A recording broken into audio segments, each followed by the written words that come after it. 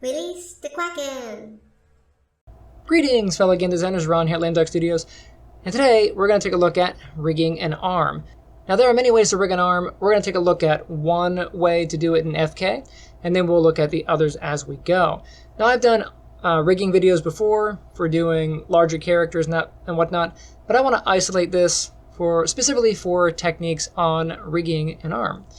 So today, strap in and get yourself an arm. If you are one of my students, you can download this off of the student portal.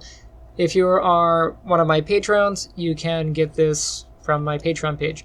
But if you don't have any of that, you can always very quickly make an arm or sub in an arm that you want to use. Because this applies pretty much to any bipedal humanoid kind of arm. Alright, first things first, let me go ahead and turn off my grid so we can see what we're doing. Nice. And we'll go over the anatomy of this thing real quick. Hop over to your outliner, hold shift, hit the little button there, and you can see this is what we got for the arm. Yeah, and you'll notice that everything is already set to the appropriate orientation for this particular arm. Everything's pointing down the bone. That looks good, and so on. Yay.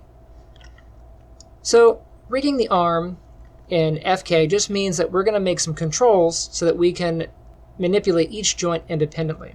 Now, if you're not familiar with FK, that is forward kinematics, and that means to rotate down the chain of the arm from parent to child. So like so, if I grab this, bring up my rotation, and I rotate, this is the parent, all these are the children. If I rotate here, this is the parent, these are the children, and this one, being the parent of that one, does not obey. So the parent does not obey the child, but the children obey the parent. In this case, this is the grandparent. And then this one up here, if I rotate that, the children move, but the parents do not. So we are going forward down the chain. If you look at this like an arrow, big end to little end, this is an arrow, and it goes forward. Okay. So FK just means we're going to create some controls to make life a lot easier for the animator. Now you can make a control out of anything you like. I'm going to go over and deal with curves because curves are typically what you're going to see in most animation studios. Go ahead and grab one of those. And it's going to drop in a NURB circle.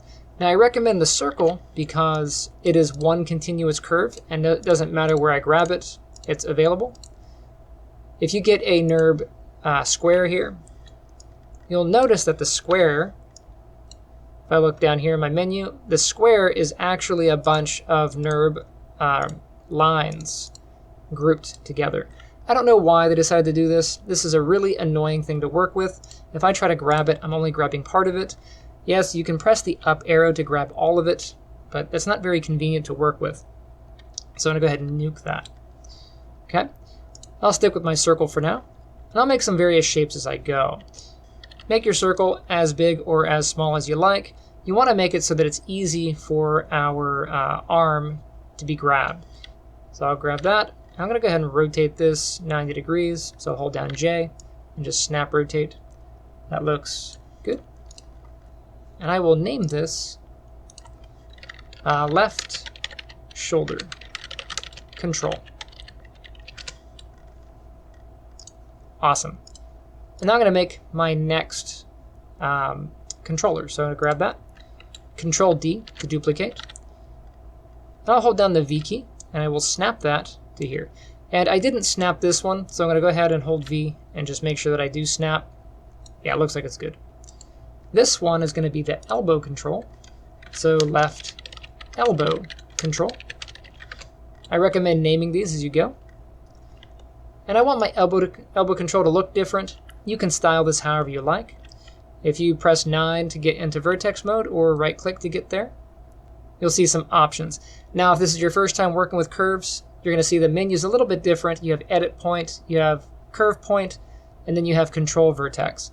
And what we want right now is the control vertex. So we'll go there.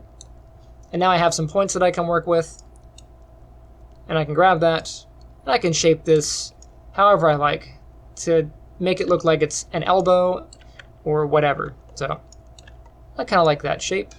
Get this one and that one. Do something to make it kind of fancy. Cool. There's my elbow shape. Again, you can make these any way you like. I just like to have these looking different. That way, visually, you can see something other than a bunch of circles all around, because that gets very cluttered. For the wrist.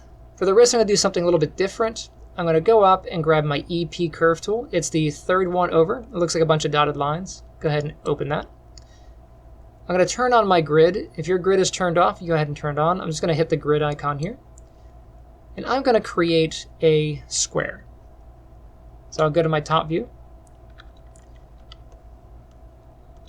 And let's go to our tools. So hit the little tool icon. Now if we start clicking away, we can create a curve that we can use. That's kind of cool. But I want this to be blocky. So I'm going to go ahead and just restart that. I'm going to change this to curve degree. I'll do 1 linear. Then I can close my tools. And now if I make something, it's very blocky, which is awesome. So I'm going to go ahead and make my box. I'm going to use one of these grid boxes here. Hold down the X key and then just click near one of these points. It'll just snap it. I'll go to the next one and click, go to the next one and click, go to the next one and click, and I'll go back and click. I'll hit enter, and now I have a box. Bring up my move tool. Let's go ahead, go to poly modeling and click the center icon. Then I'll hold V and snap that to the wrist. There we go. And I will rotate that 90 degrees.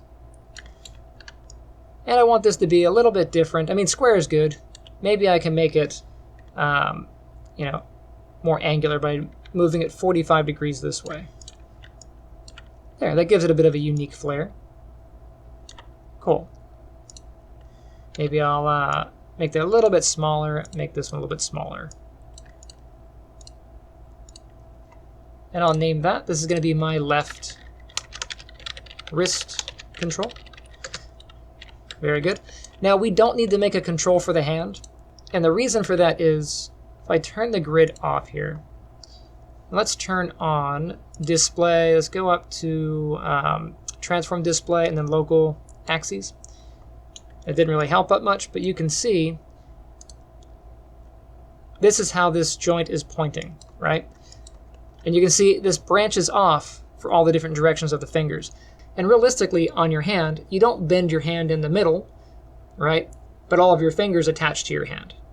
And then your wrist moves your hand. But I don't really ever rig this thing. Moving forward, let's go ahead and start working on the fingers. So for these, because we have so many fingers, it can be kind of tricky to rig them up. So we're going to go through the long way of doing each individual joint. And then in the next video and the one after that, I'll show you different techniques for dealing with the fingers. Okay? So for now, let's go ahead and create another curve. I'll jump into my top view. Let me get my curve tool.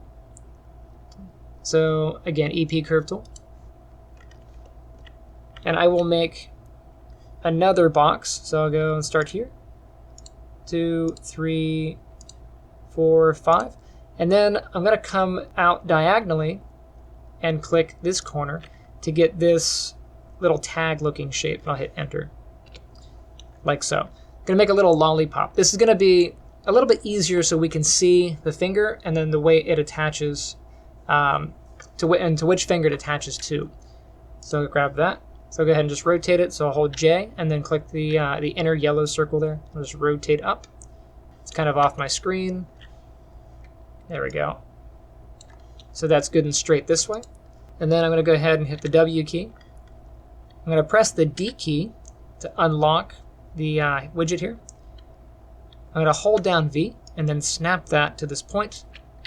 Press D to lock. I'll hold down X to snap that to the grid. Let's go to our perspective view. I'm going to rotate this 90 degrees forward. But you can see, as I go to rotate, our rotation widget is twisted. And the reason for that is we've rotated the object, and we are currently in object rotation. So if I hold down the E key and left click, you can see we're in object. I'm going to jump down to world, and that's going to give us the world rotation. Hold down J, and I'll snap rotate this forward. like so. And then I'll hold J again, and I'm going to rotate this so it faces forward on the screen. And I can take a look and make sure that it's even, and it is. Awesome. Go ahead and scale it. Again, our scale is kind of messed up, so I'm going to go ahead and hold down R, left click, and I will grab the world. And let's scale this down. And I'll just grab my move tool. I'm going to hold down V key, and I'll drag this to one of the fingers. All right. Let's do this one. I'm going to scale that. And that's going to give me something that's easy to grab, and I can kind of see what finger it points to. Duplicate it, and move it up one, and I'll duplicate it again, and I'll move it up to the next one. And to make these a little bit easier to kind of navigate, maybe I'll make this one a little bit smaller, make this one a little bit smaller, just so I can kind of see a hierarchy.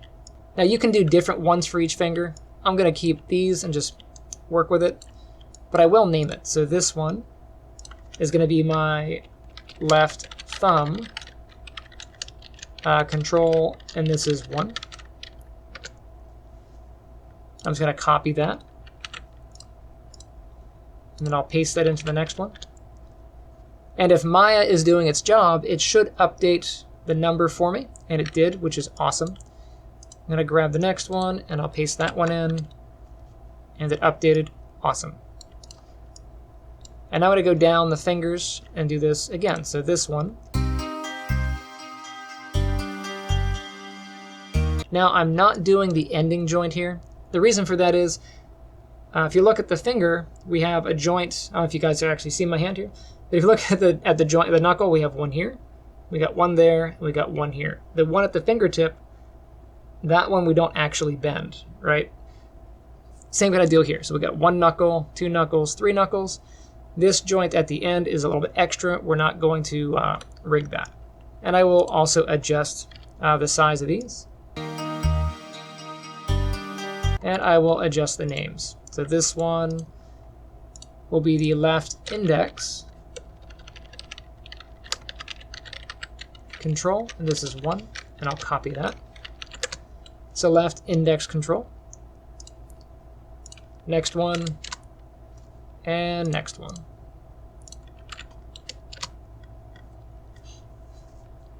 Now go ahead and do that for each finger. Okay, I'm going to go ahead and just do that again, so I'll grab this one. Now, if your fingers are in a straight line like this, you can probably copy and then duplicate across. In the event that your finger joints are not perfect, and most of the time on a conventional skeleton, your finger joints are going to be sized based on the actual fingers. You can see these have not been resized, so I probably could just go across and be okay. But realistically, you should pay attention and snap to each individual finger.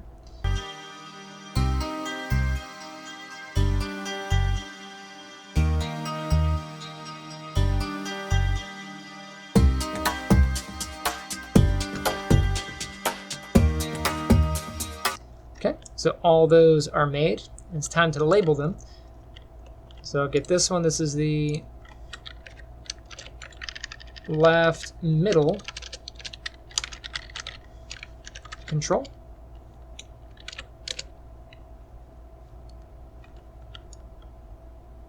And you can see how these are kind of all the same, so it's kind of difficult to deal with. That's why different controls can be a little bit nicer. All right, middle control 2, middle control 3. Now I'll come up on this one. This is going to be ring control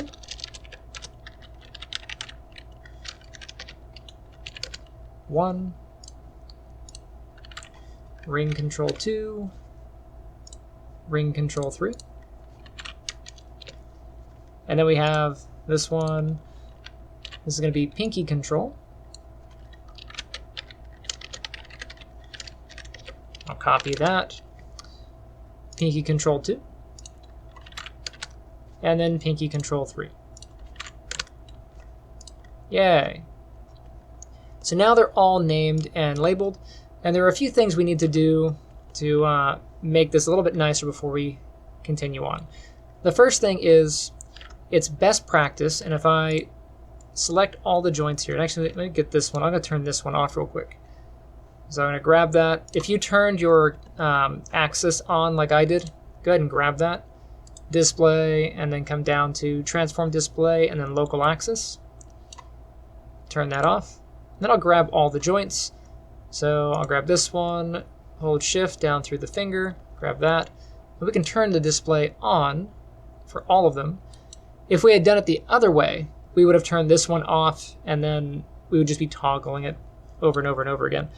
Okay, so we can see all of our flags, which is great. This is going to show us the orientation of the joint. So I'm going to go to my top view, and I'm going to turn off my grid so it's easy to see. And you can see the joint is oriented this way, but if I grab the control, my control is oriented forward. Now, best practices are that the rotation of your controller should match the orientation of your joint. And that's going to save you a bit of a headache later on if those orientations have a mismatch and cause some weird math down the line. You may not notice it right away, but it could happen far into the future without you really understanding what's going on. The joint can pop or tweak in a way that you didn't predict if those don't match. So just to kind of save yourself the trouble later, we're going to go ahead and do that now. Easiest way, I'm going to grab this object, shift select the joint, and I'm going to come up to modify, and I'm going to come down to match transformations and then match all transforms. And that's going to snap to here.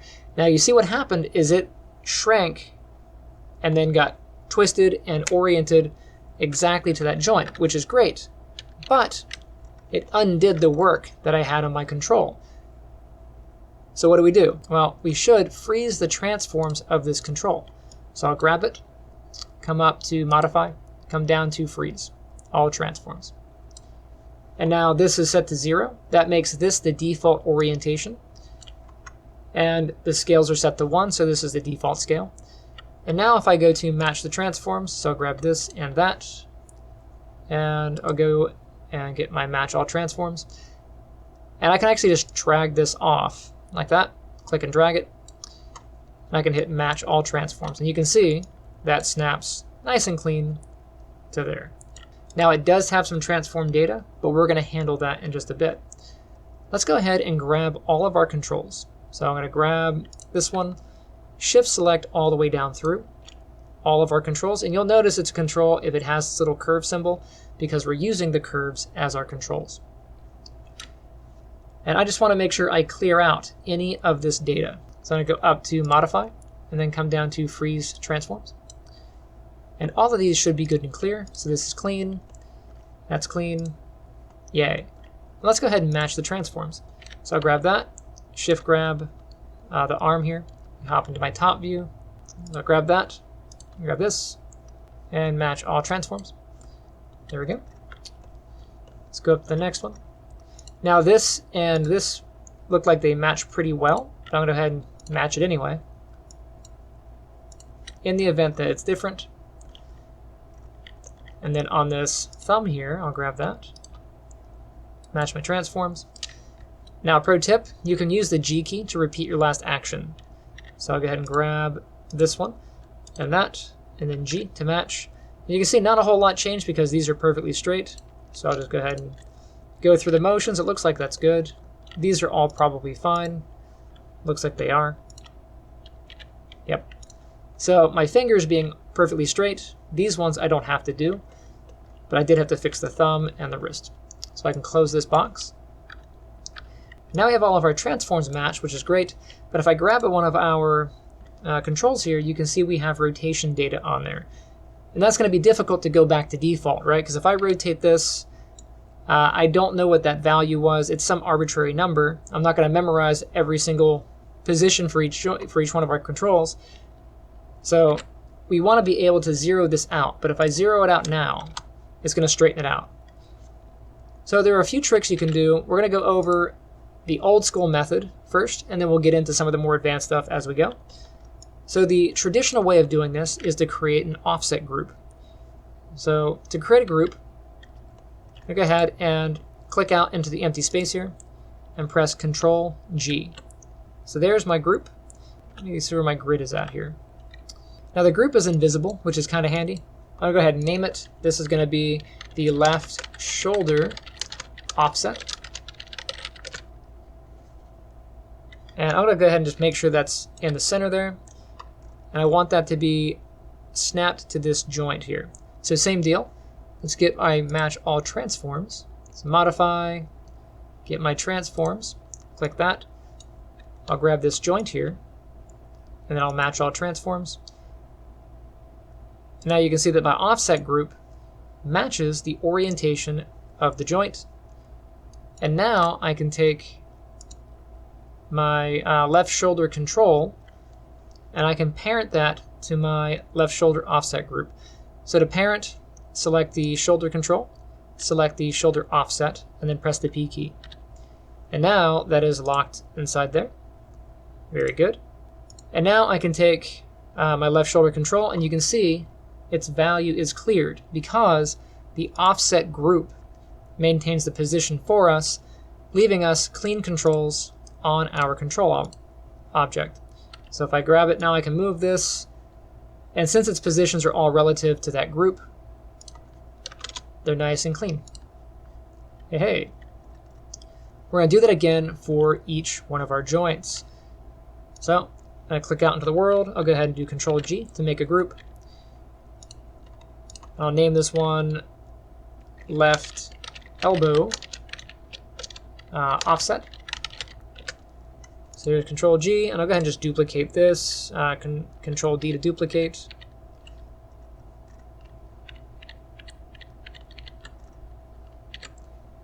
And I'll go ahead and just name these real quick. So this is going to be the left wrist offset. This is going to be the left thumb 1 offset. And this is offset 1. And I'll copy that because we have a few thumb joints to deal with. And this is 2. And this is 3. And we have the left index offset. This is 1.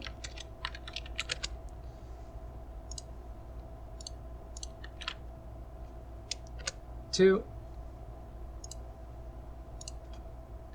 3,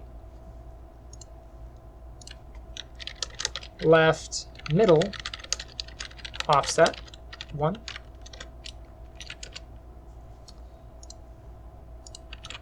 2, 3.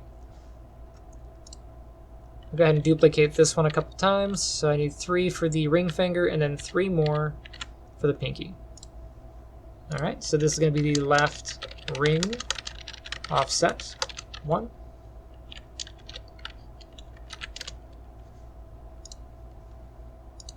2, 3, and then left index offset. I'll just change this to index. Or sorry, not index, this is the pinky. Left pinky offset. When it gets past 5 o'clock in the afternoon, I haven't taken a nap, my brain shuts off. Bam. So there are our various offset groups. And we're going to go through and match the transforms of each one and then parent the appropriate child. So elbow needs to go to the elbow. So I will match the transforms. Make sure it's there. It is, and it looks like it is matched, which is great. Because the group's invisible, it's hard to see sometimes. And I'm going to take the elbow and parent it. So another way you can parent is select it in your hierarchy, and then come down with a middle mouse and drag. So middle mouse, you'll see it highlights, and we'll just kind of drag that down. I'm going to drop that into my left elbow offset. It's in, it's under the parent, which is great. But because this one is not at 0, you can see it has some offsets there. So we're going to take this control, and we're going to freeze its transform. So we can say freeze. And now this is going to be 0. And then the offset group is going to maintain the difference here. So there it is, and we can make some changes. Yay. Awesome. Let's go ahead and do the wrist. So I'll grab the wrist offset, and I will select the wrist, match all transforms, and then let's grab the wrist control, and I will control select the wrist over here.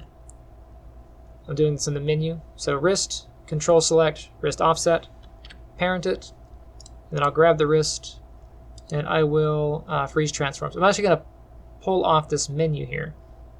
Boop. And I will just match freeze here. So that one's zeroed out, which is good. Let's go to the thumb. So thumb 1. I'll grab the thumb out here. Match the transforms. To make sure it's good. It is. Awesome. Let's move the thumb 1 control into the thumb 1 offset.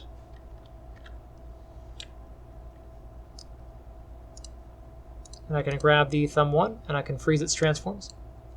So now thumb 1 is frozen. Okay. We can kind of continue down the chain.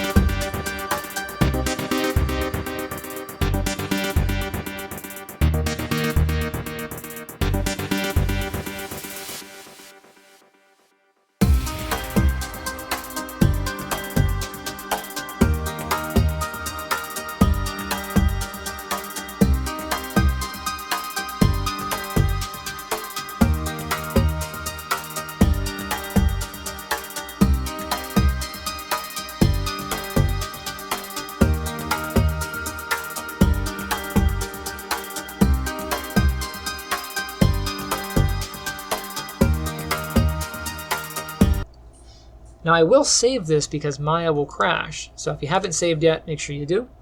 I'll just dump this into classes here, and I'm going to make this rigging arm, and this is going to be FK. And this is going to be old school. There we go. So now these are all hooked up to their groups, and now we have to go through the process of parenting them in the hierarchy. So we're going to work backwards. So Pinky 3 is going to go into the control of Pinky 2. The reason for that is Pinky 3 is down here. It's at the end. So this is a child of that one. And this is where it kind of gets confusing because we're going to be taking the group and putting it into the control. So middle mouse into the control. So we're parenting this way. Okay. The reason we're doing it that way, I'll go ahead and just close that and hold shift to reopen it. And then this is good for the pinky. I'll go ahead and close that. Now we are in the ring. So ring. So I'm in ring 3. Ring 3 is going to go to ring 2. Looks good. And then ring 2 is going to go to ring 1. And again, we're taking the offset groups and we're parenting those to the control, not the offset group of the control. Okay? So offset group up, offset group up, offset group. Then I do middle. offset group into control 2. And then we're going to take control 2 offset group and put that into control 1. That looks right. And you can always test these by grabbing them and making sure that they behave the way they need to. And then my index offset group into, or my index 3 offset into index control 2. And my index offset 2 into index control 1. There we go. We can test that. Looks good. And now we're going to take our thumb and work our thumb back up. So thumb into its control. Offset 2 into control 1. And again, we can test that. So if I grab this one, whoops, you can see that it's oriented in the direction of the thumb, which is nice. And these are oriented in the direction of theirs, which is nice. All right. So now we're going to take these and we're going to parent them to the offset of the wrist. So all of our digits, go ahead and just close those. We can take the offsets of our digits here. So go ahead and just control click those. And those are going to be parented to the wrist control. So I'm going to take those up to the wrist control. And those are all going to be under the wrist. If I grab the wrist, those all go with it. Very good. And I'm going to take the wrist control, offset group. I'm going to take that and bring it into the left elbow control. I'm going to take the left elbow offset, and that's going to go into the left shoulder control. And then our left shoulder control, we don't actually have a place to put it. But if you had like a chest or whatever not, you would probably hook it up to the chest or the collarbone, depending on the type of rig that you have. But we're going to stop there. And now we have our rig organized. Yay. Isn't that great? Bit of a mouthful. Now you can see this is the reason we don't do it this way anymore is because of how cluttered and bloated this is. And when your animator is trying to animate, there's a risk that he might grab one of the offset groups and break your rig. So to prevent our animators from affecting our offset groups, we're going to go ahead and select all of our offset groups. Okay, so I'm going to go ahead and select each offset group. I'm using Control to select the groups. And that's all I'm grabbing. So offset, offset, offset, offset. If you have it, if it's all blue all the way across, that means you're grabbing too much. You should only have your offset groups. And I'm using Control to click those. So offset group, through here. I'm going to go down and get the finger offset groups, and then the middle mouse, or so middle finger offset groups, and then the ring finger offset groups, pinky offset groups. Okay. And again, I'm only getting the offsets. So we want to lock these so they are not accessible to the animator. So I'm going to come over, I'm going to grab all of the transforms on here. I'm going to grab them all, right click, come all the way down. We want to lock. So go ahead and lock them. So now we can't make a change to these. And then we're going to right click, we're going to come down and make them non-keyable. So make selected non-keyable. So that means that I can't make any modifications to this. And if I were to try to key it by hitting, the S key or whatever, it'll give us a warning and say, hey, you can't key that. And that'll prevent us from accidentally keying something or accidentally modifying that control. Okay. So now all that is good. And we're going to take this stuff and we're going to set it to control the arm. So I'll save it. Let's go down the hierarchy. So I'm going to take my control. And then I will shift select the joint. I'm going to come up to rigging. We'll go up to constrain. And you can pick the constraint that you want. If you want to make your character stretchy so you can move it, you can do a point constraint. That would allow you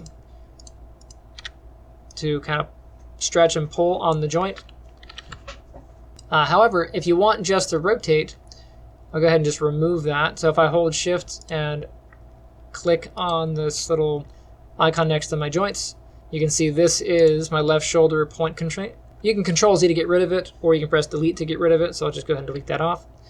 You can also set this to just be the orientation. So grab that and grab the joint.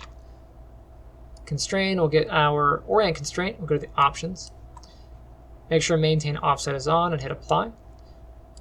You can see that only the orientations are constrained this time. And I can orient this. If you want to have both the ability to translate and rotate, you can set up a parent constraint. So I'll go up and get my constraint. I'll get parent options. Make sure maintain is checked. And then we'll go ahead and grab the shoulder and the appropriate joint. And I'll hit apply. And now my shoulder has the ability to be rotated, and it has the ability to be moved.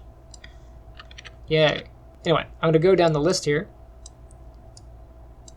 And we want to take our next controller, Shift select the joint, and I'll hit the G key to constrain. And there's my next parent constraint. And once you set these, you can test them just to make sure it's working. Yay. And it should work back here. Yay. This one to here. Make sure I have the wrist, and then I'll set it. And I'm using the G key to do my last action.